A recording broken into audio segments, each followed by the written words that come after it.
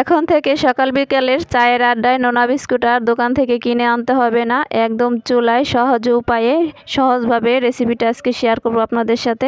এইখানে আমি নিয়েছি 1/3 কাপ চিনি গুঁড়া, 1 টেবিল চামচের একটু বেশি দিয়েছি কালো জিরা, 1/3 কাপ দিয়ে দিলাম তেল।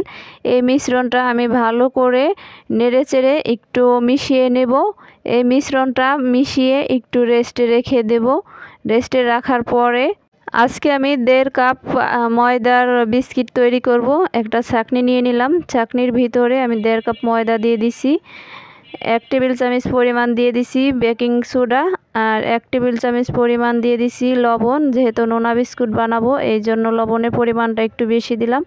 সবগুলো উপকরণ আমি চালনি দিয়ে চেলে এখন একটু এলাচের গুঁড়া দিয়ে দিলাম বিস্কিটের ফ্লেভারটা ভালো আসার জন্য।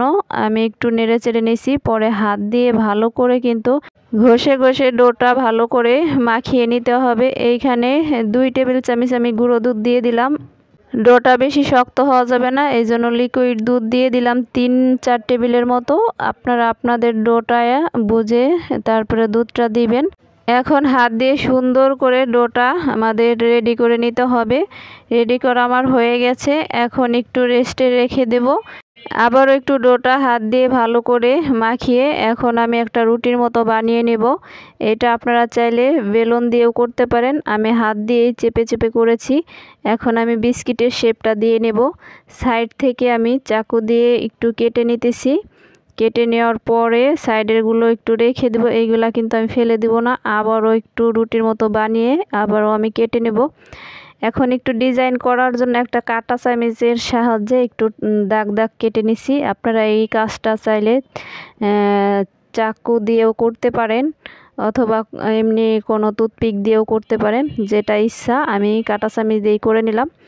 এখন আমার পরিমাণ মতো আমি আমার পছন্দ মতো আমি শেপ দিয়ে নিতেছি, আপনারা আপনাদের মতো শেপ দিয়ে নেবেন।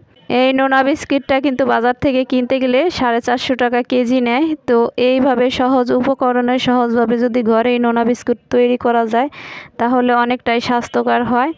এখন আমি বিস্কিটগুলো একটা প্লেটের ভিতর দিয়ে নিছি, দিয়ে ভালো করে একটু সাজিয়ে নেব।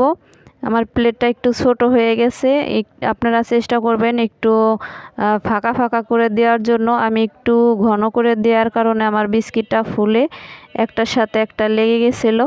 এখন সরাসরি প্লেটটা একটা কড়ার ভিতরে দিয়ে ঢাকনা দিয়ে ঢেকে দিলাম। 30 মিনিট পর চলে আসলাম, দেখেন উপরেও কিন্তু অনেক সুন্দর কালার আসছে। আমি কিন্তু চুলাই বিস্কিটগুলো তৈরি করে নিলাম। এইভাবে আপনারা চুলায় বিস্কিট কিন্তু একদম সহজেই তৈরি করে নিতে পারেন ওভেন ছাড়াই। ওভেন হলে তো আরও ভালো হয়, ওভেন ছাড়াও কিন্তু বিস্কিটটা একদম পারফেক্ট হয়েছে।